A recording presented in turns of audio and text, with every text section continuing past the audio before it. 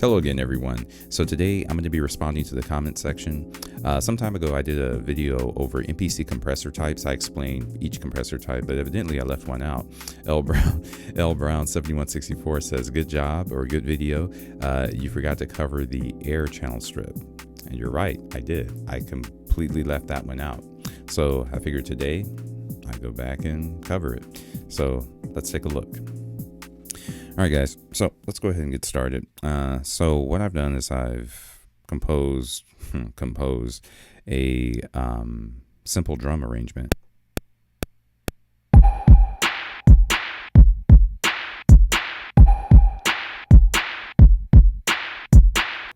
All right, so again, nothing complicated, right? So what we're going to do is we're going to apply the air channel strip to this arrangement, not the entire arrangement. I figured what I'd do is I'd use the air channel strip for each individual pad, so that way you can hear the effect of the utility more distinctly. All right, so let's start with this kick drum. All right, what I'm going to do is I'm going to go into my pad mixer. Sorry about that. Let me go back to main. There we are, pad mixer. All right, so I'm on pad A1. I'm going to add an effect. Let's see here. We're going to go to dynamics and we have our air channel strip. All right, let's click here. Okay, so right now you get a bunch of buttons, sliders, knobs, and what have you. You have two sections. You have an EQ section, you have a gate and compressor section. Okay, so what does all of this mean? Well, the air channel strip ostensibly is it's like an FET compressor. That's the best way I can explain it. It's kind of a Swiss Army knife of compressors. Really, really good at preserving transients. So, oh, and by the way, because there's a lot going on right here, but it's a channel strip. So not unlike any other channel strip, there is a signal flow. From what I've been able to deduce is it moves this way. So your sound or your signal is processed by way of the high pass filter first, then the EQ section, and then finally the compressor. I believe that is the order. So let's take advantage of that. All right, so let's, if I can, let's see here. Let's just listen to the kick drum itself. I'll go to main here. Actually, I should be able to mute my pads. And if I'm not mistaken, yep, I sure can. So let's mute all other pads with the exception. Yeah, there we are. Okay, cool. So we're going to mute all of our other pads, and we're just going to go back to our utility here. Cool. All right, so what I'm going to do is I'm going to apply a compressor to the kick drum. And in doing this, what I'm going to try to do is make the kick drum more punchy. Right now it sounds a little muddy for my liking. So I'm going to try to fix that. Now you can very easily use an EQ section, but the only problem is that when you how can I put this? So when you degrade certain frequency bands, it doesn't necessarily make it more punchier. It just makes the other frequency bands more present. With compressors, we have the capability of stabilizing all of that. So let's start off with a high pass filter here. Let's see here. Actually,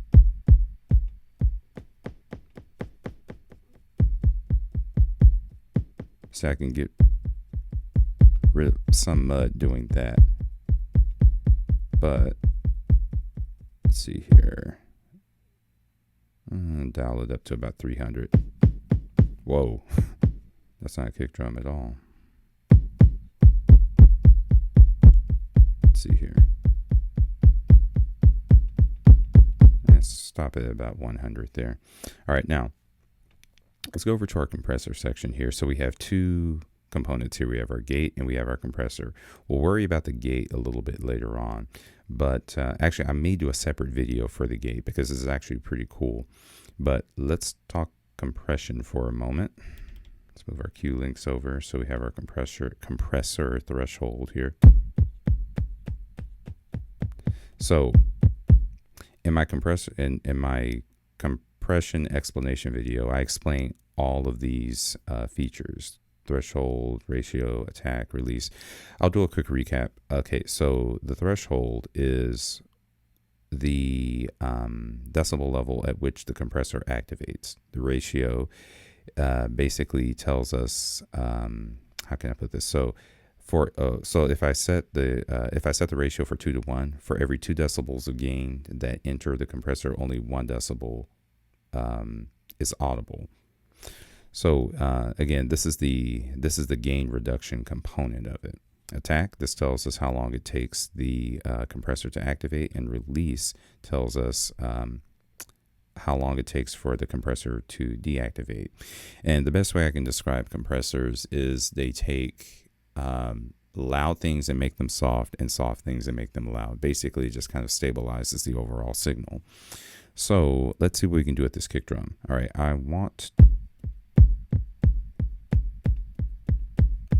I'll have the kick drum threshold set at -30, approximately 2 to 1. Ooh, let's do 3 to 1. Yeah, 3 to 1 ratio. Now, why is the attack so important? Okay, so if the compressor activates too soon, what it does is it eliminates the kick drum transient. But if I delay it by about, say, what's here, about, is this in milliseconds? US, 5 milliseconds, yeah. US, okay, interesting. I never realized that unit of measure. But if I delay the attack, I still get the transient. Let's see, now as far as the release is concerned, what I'm going to do is I'm going to dial the release down, because what I want to happen, I don't want the signal to compress. I don't want a sustained compression. I want the audibility to kind of snap back. So you get that. But let's see here.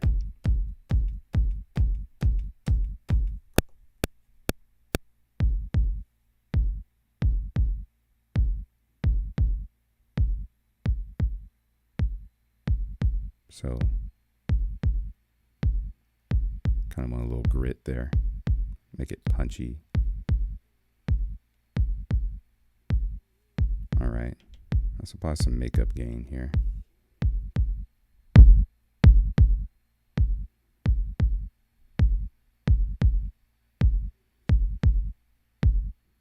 All right.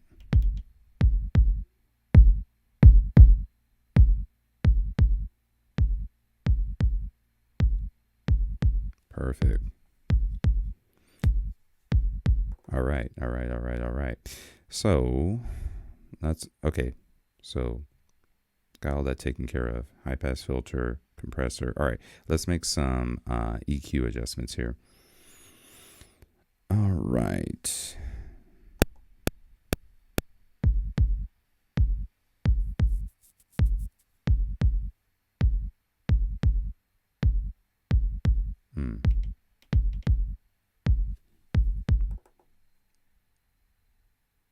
Okay, so it's divided between gain and frequency band. So let's see, high shelving. Okay.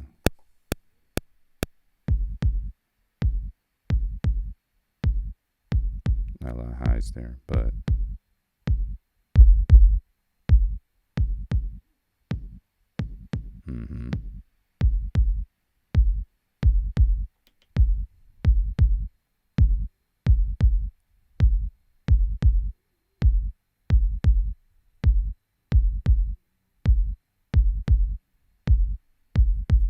let's go to 800.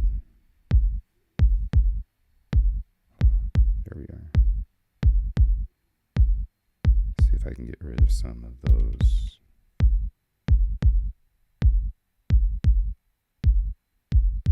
Yeah.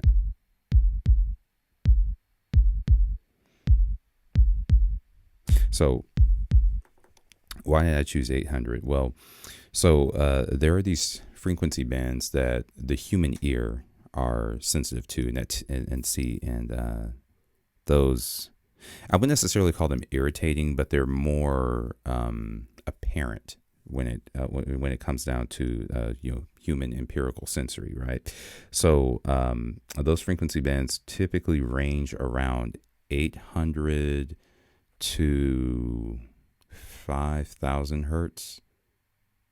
Say 800 to maybe 8,000 or 9,000. I'll have to go back and check my textbooks on that one. But either which way, there are these audible like frequency ranges that are muddy to in regard to human perception and what have you.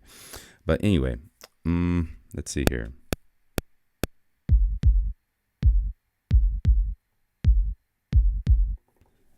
So notice that I lowered the gain at 10 kilohertz. The reason being is that periodically these irritating noise artifacts show up around and about those frequency ranges. So not that that's happening here, but just in case, I just applied a significant amount of gain reduction. Nothing more, nothing less. Let's see here.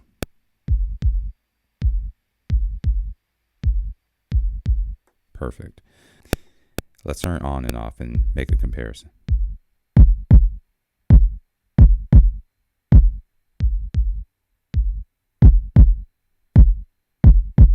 Off. On. And to me, that just sounds a little bit cleaner. If needed, we can make it louder later. That's not the issue. But I just wanted to make sure that we had a good signal to work with. All right, let's bring in the others. Let's see what we're working with here. I'll probably do one more and call it.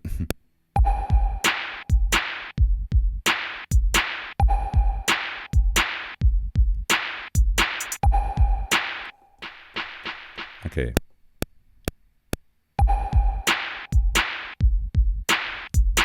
All right. Pad 2. Let's apply the same utility. Let's see what we can do here. Actually, let me go back to main. Actually, I'll go to here. All right. Let's solo it. All right. Let's see. Where do we start?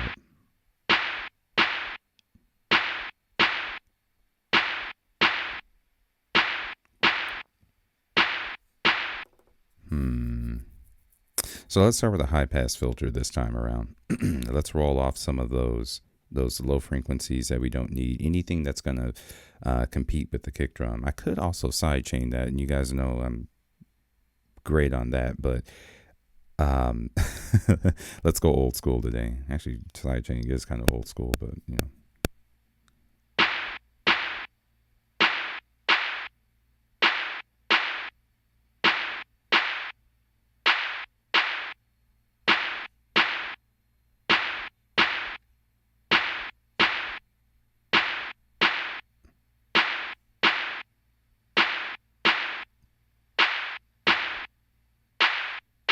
Okay, that's where you really start to hear the difference.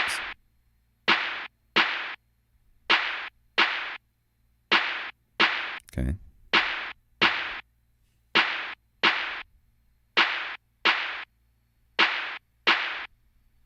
Leave some of the lows in.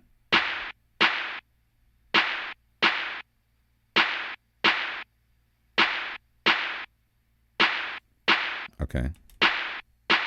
All right.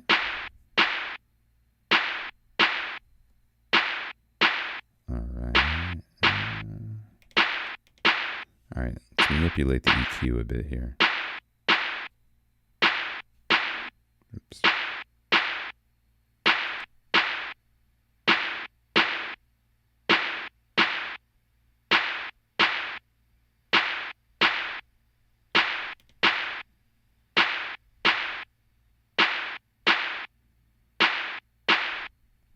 Just getting rid of some of those lower frequencies. All right. Where is my... I wonder if I hold shift, can I move? Okay, so shift moves it backwards. Okay, there we are. So that way I don't have to cycle through. So yeah, so interesting tip. So if whenever you're cycling through your cue links, if you ever want to move backwards, just hold shift. There we go.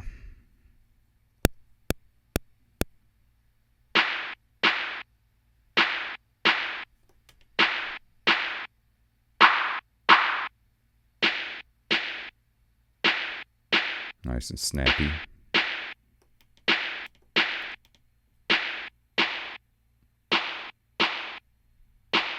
There's your comparison.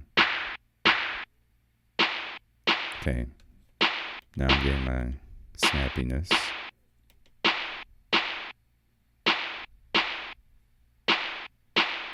wonder. Okay.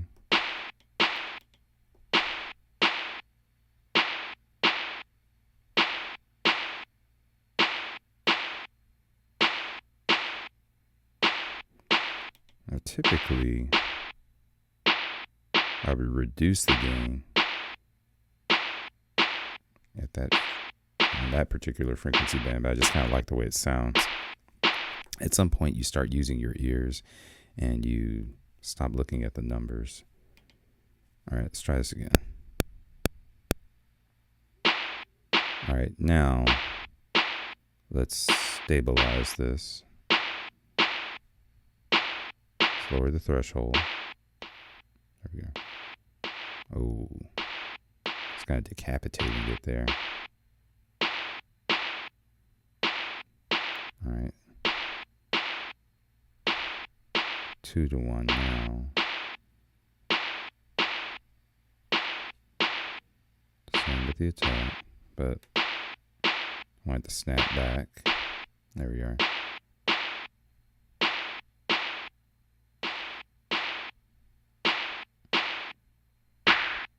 Okay, off, on, back to main.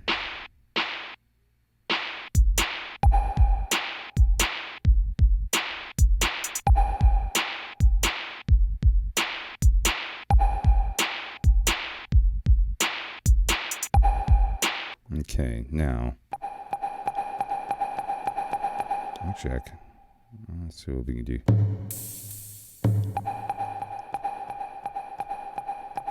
Let's take a look at this one. Why not? All right, so there's already a reverb on it, but let's do a little air channel strip action here. Why not? Okay. All right. Roll off some of those low frequencies.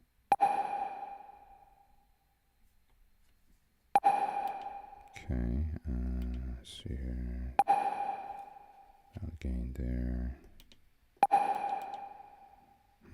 Let's. Why not? Let's see. Sorry about that. It's fine. 1,000. Let's start there. All right, let's reduce that. Okay, that sounds already starting to clean it up. Cool. All right.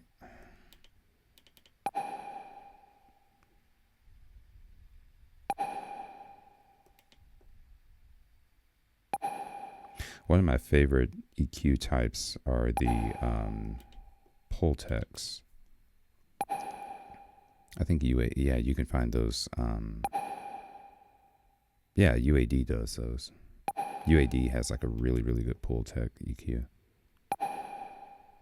I would. The only reason I'm mentioning that now is because I typically use it in situations like these. Story for a different day. Let's see here. All right. Let's compress. Oops. All right. Keep the EQ on. Lower threshold. Okay. Snap back, please. Ooh, Let's up that threshold.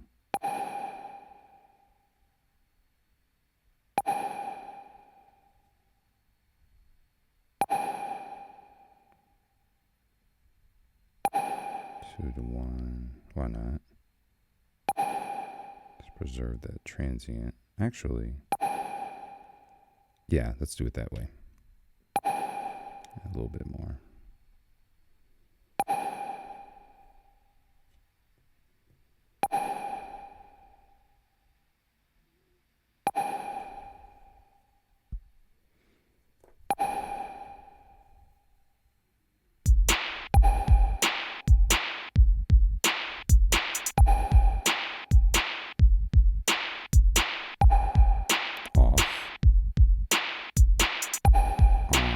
So it's a little bit more present there.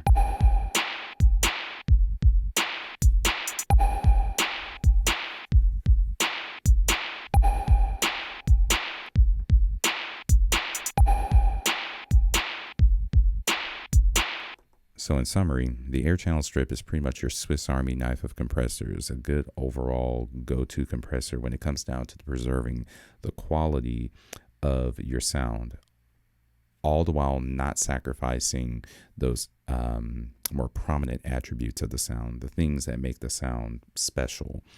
I would highly recommend tons of experimentation here. So again, the signal flow, I believe, is high pass filter, compressor, and then EQ. I could have that wrong, but at some point it really doesn't matter.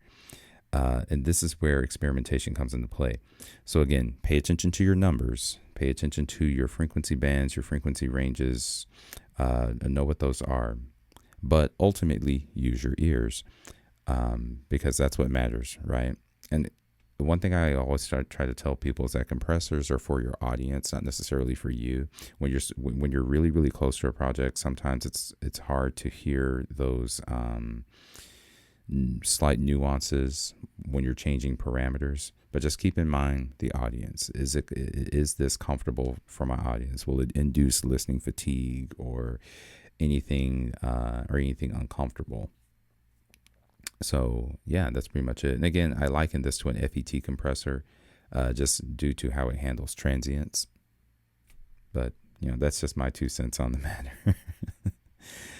All right, guys. So that's pretty much it for the air channel strip. All right, guys. I'm hoping that you found that useful. I'm hoping that you guys found that helpful. If you guys have any questions pertaining to this or any other MPC related topic, please leave the question in the comments and I will be sure to get back with you as quickly as I can.